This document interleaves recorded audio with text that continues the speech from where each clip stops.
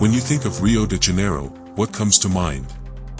Is it the towering Christ the Redeemer, arms outstretched over the city, or the iconic Sugarloaf Mountain glowing in the light of a tropical sunset? Perhaps it's the vibrant Copacabana beach, alive with colorful umbrellas and people sipping coconut water, seemingly straight out of a postcard. Rio is all of this, undeniably breathtaking and undeniably iconic. But if there's one thing the world teaches us, it's that there's always more than meets the eye. Beyond the glossy surface of tourism brochures lies a city rich in contrasts, stories, and hidden treasures. Today, we land in Brazil, and more precisely, in Rio de Janeiro, not just to marvel at its famous sights but to uncover the B-side of this extraordinary city. From the pulse of its favelas to the rhythms of its street corners, we'll explore the Rio that doesn't appear in advertisements, the Rio that locals know and love. Let's take you on a journey beyond the postcards, to discover the heart and soul of this captivating city.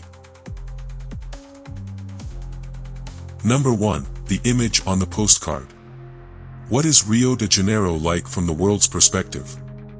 For many, it's the definition of a postcard, a city seemingly designed to dazzle outsiders with its beauty.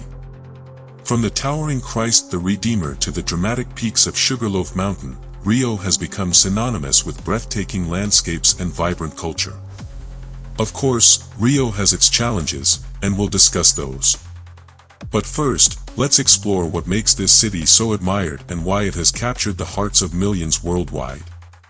Let's be honest, Rio knows how to sell itself. It's more than just a destination, it's a global brand. Its iconic landmarks, Christ the Redeemer, the internationally famous beaches of Copacabana and Ipanema, and even the girl from Ipanema who brought bossa nova to the world stage, have made Rio a cultural symbol of beauty, relaxation, and joy. But beyond the natural wonders, there's a vibe to Rio that people find irresistible. It's the freedom, the celebration, and the infectious energy that define the Rio spirit. And if there's one thing Rio knows how to do, it's party. Carnival, held every February, transforms the city into the world's largest open-air stage. The Sambadrome at Sapucaí becomes a sea of colors, music, and movement as samba schools compete in dazzling parades. This celebration of life and culture captivates both Brazilians and visitors, cementing Rio's reputation as the ultimate party destination. More than just parties and landscapes. Rio's appeal extends beyond its famous parties and picturesque views. The city's gastronomy is a delight for food lovers. The classic feijoada, a black bean and pork stew, is not just a meal but a ritual, served with orange slices, collard greens, and rice.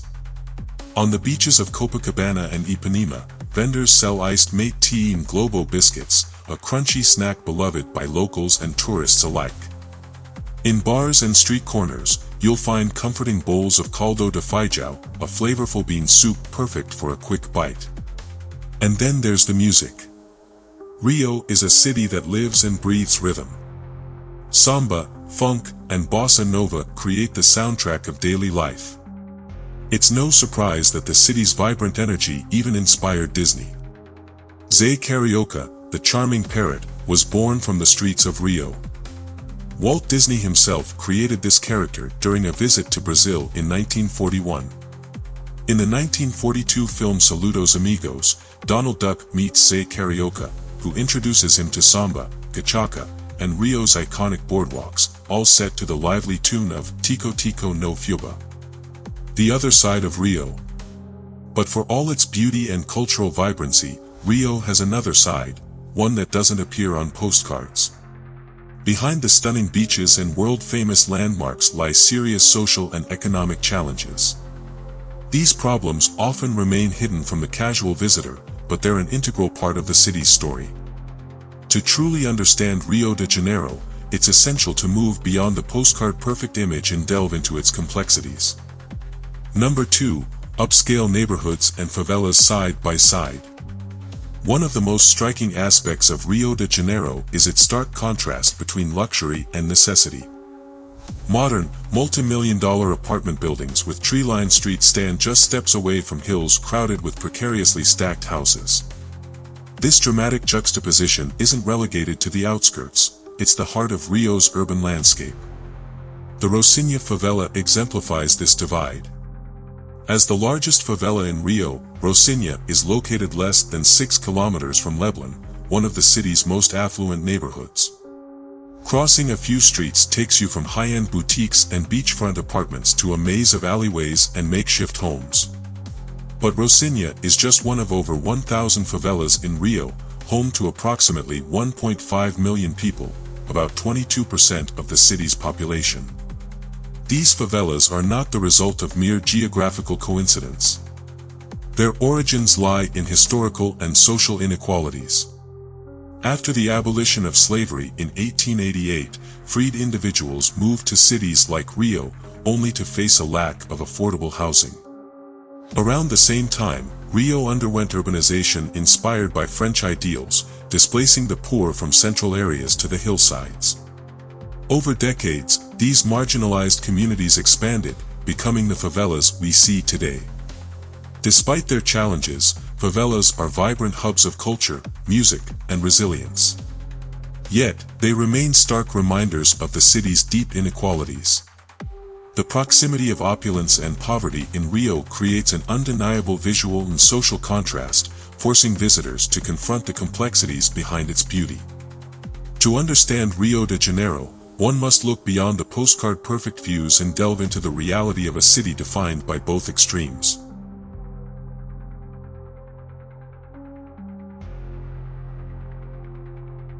Number 3. The origin of the favelas.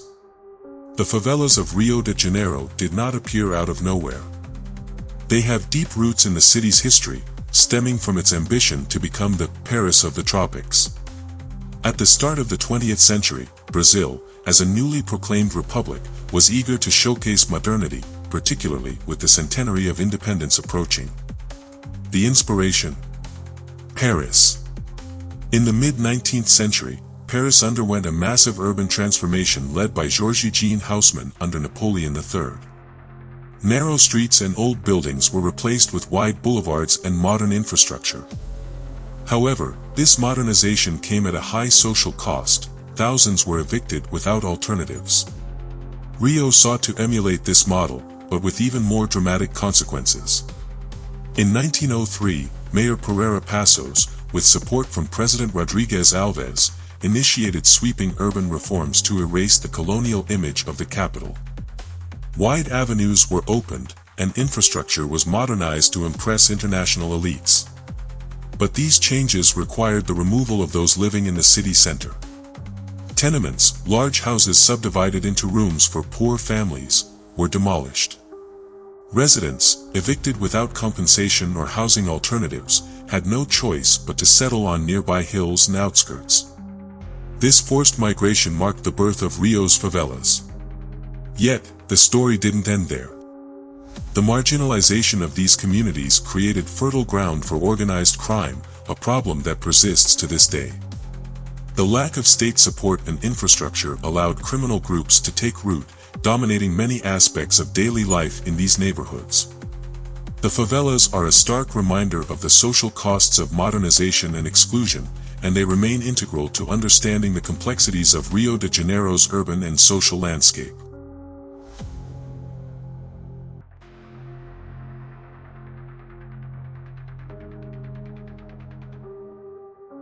Number 4. Organized crime. When people think of Rio de Janeiro, they often imagine its music, samba, and vibrant energy. But for those living in the favelas, another sound is part of daily life: gunfire. Police operations, gang disputes, and the ever-present tension of organized crime dominate the reality of thousands of residents.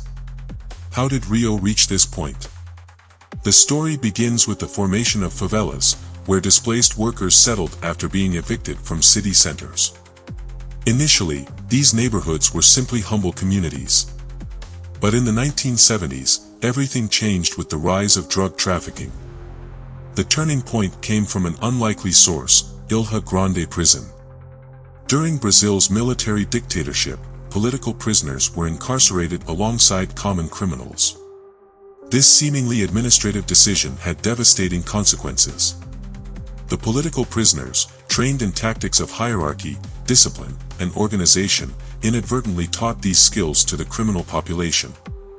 When released, these criminals applied what they had learned, transforming disorganized gangs into highly structured factions. Groups like Comando Vermelho, Red Command, and Tercero Commando, Third Command, emerged, evolving from local gangs into paramilitary-style organizations. These factions gained control over territories, established dominance in drug trafficking, and imposed their own laws within the favelas. Over time, they became powerful forces, not only within these communities but also in shaping the larger narrative of violence and inequality in Rio. Today, organized crime remains deeply entrenched in the fabric of the city. For many residents, the presence of criminal factions is an unavoidable reality, creating an environment where the sounds of samba coexist with the echoes of gunfire. Addressing this issue requires more than just policing. It demands confronting the historical, social, and economic inequalities that have allowed these groups to thrive. Number 5. Waves of crime. When it comes to urban violence, Rio de Janeiro consistently ranks among the most dangerous cities in the world. According to Numbeo, a leading platform for safety and quality of life data, Rio ranked 4th among the most dangerous cities in the Americas, more dangerous than Los Angeles, Bogota, Cancun, and even Medellin, which was once synonymous with violence on the continent. The numbers paint a grim picture.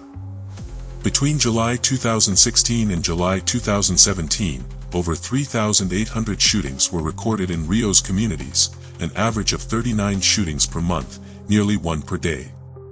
And the situation has only worsened. According to the Crossfire Institute, which monitors gun violence, there were 2,165 shootings in Rio's metropolitan region from January to October 2024 alone. Of these, 795 occurred during police operations, highlighting the ongoing confrontations between law enforcement and criminal factions. What's alarming is that violence is not confined to the favelas. Many of the most shocking incidents occur in upscale areas. One such case was the murder of 3 orthopedic doctors at Barra de Tijuca Beach, one of Rio's wealthiest neighborhoods. This incident shattered the illusion that violence in Rio is limited to marginalized communities. However, Rio's reputation as a violent city isn't solely tied to drug trafficking. It is the result of a complex web of issues, including systemic inequality, inadequate public policies, and deep-rooted corruption. The waves of crime in Rio de Janeiro reflect a broader struggle, a city trying to balance its beauty and vibrancy with the harsh realities of urban violence. Addressing these issues requires comprehensive solutions that go beyond police operations, targeting the social and economic factors that fuel this cycle of crime. Number 6. Drug trafficking, militias, and the complex web of crime. When discussing violence in Rio de Janeiro, many focus on drug trafficking and the factions that dominate the favelas. However, Rio's issues run much deeper. Beyond the well-known gangs, another force has quietly grown in power, the militias. Operating in the shadows, militias have become one of the most dangerous elements of Rio's complex web of crime. Unlike drug factions, militias do not openly display their weapons. Instead, they infiltrate daily life, controlling essential services in the communities they dominate. From selling gas cylinders and charging protection fees to monopolizing cable TV, internet, and utilities, militias impose their rule on residents, leaving them no choice but to comply. These groups have established a parallel economy that exploits vulnerable communities while funding their operations. What makes militias even more dangerous is their infiltration of politics.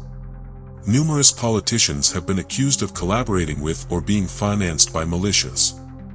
These alliances give militias influence beyond the streets, allowing them to secure political power and protection. Once in office, these politicians often return the favor, shielding militias from law enforcement or providing other advantages. This dual control was famously depicted in the film Elite Squad 2, which exposed the militia's pervasive influence in Rio. While the first movie focused on the war between BOP, Brazil's elite police unit, and drug factions, the sequel revealed the deeper threat posed by the militias. The film's portrayal, far from fictional, reflected a harsh reality that many in Rio face daily. Despite their power, militias and drug factions are not allies. The two forces frequently clash in brutal turf wars, fighting for control of communities. These battles often escalate into violent purges, with residents connected to defeated groups becoming targets. Such violence perpetuates fear and insecurity, creating an endless cycle of conflict. Adding to the chaos is the Jogo do Bicho, animal game, an illegal lottery system with deep roots in Rio's criminal history.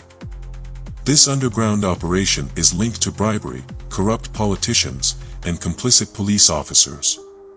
These connections blur the lines between legitimate institutions and criminal networks, further complicating efforts to combat Rio's violence. Police corruption plays a critical role in sustaining this system. Many militia and faction activities persist because officers either turn a blind eye or actively participate. International films like Fast and Furious 5 have even highlighted this issue, showing Rio's law enforcement as both enablers and obstacles in tackling crime. The intersection of drug factions, militias, corruption, and illegal gambling has created a complex and deeply rooted web of crime. For Rio's residents, it means living under constant fear, trapped in a city where violence, power struggles, and exploitation never seem to end.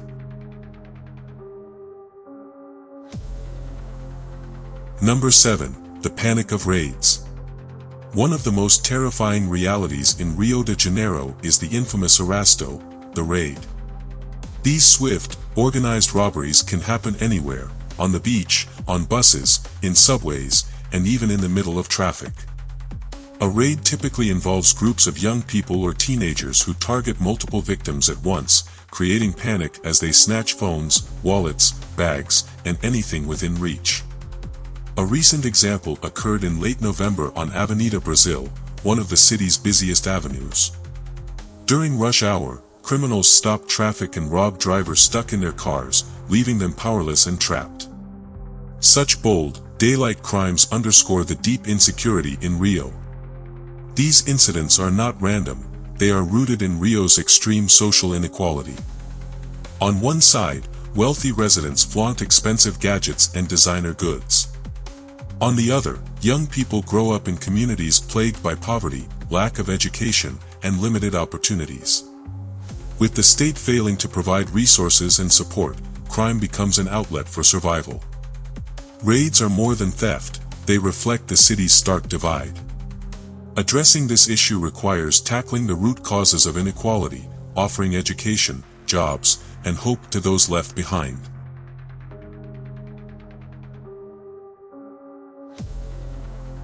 Number 8. Corruption, public policies, and the challenge of change. Why is it so difficult to improve the situation in Rio de Janeiro? The answer lies in a pervasive issue that affects every aspect of governance: corruption. It infiltrates institutions and drains resources meant for education, healthcare, transportation, and housing. Politicians, businesspeople, and even public security officials often become entangled in this cycle of greed and self-interest, leaving the population to suffer the consequences. Corruption creates a vicious cycle where essential services are underfunded, perpetuating inequality and instability. Public policies often lack continuity, with promising initiatives abandoned or undermined by mismanagement. Major events like the World Cup and the Olympics brought a glimpse of hope, resulting in infrastructure improvements and investments. However, without sustained efforts and oversight, many of these advancements were left unfinished, with transport stations neglected and other projects scrapped. The hope for long-lasting change dissolved into disappointment. This brings us to the question: what is Rio de Janeiro? A tropical paradise or a city scarred by inequality and violence? The answer is both. Rio offers stunning landscapes, unforgettable sunsets at Arpoador, samba-filled nights, and iconic beaches. But it is also home to unsanitary favelas, drug trafficking, militias, and systemic corruption. If you visit Rio, embrace its beauty, but also understand its complexity. Behind the samba and postcard-perfect views are struggles of invisible people fighting daily for basic rights. Rio is not a Hollywood movie with a predictable happy ending, it's a city of contrasts, where the plot changes constantly. By tackling corruption and prioritizing long-term policies, Rio could transform into a place where its beauty is matched by equality and opportunity for all. Until then, it remains a city of remarkable potential, grappling with profound challenges.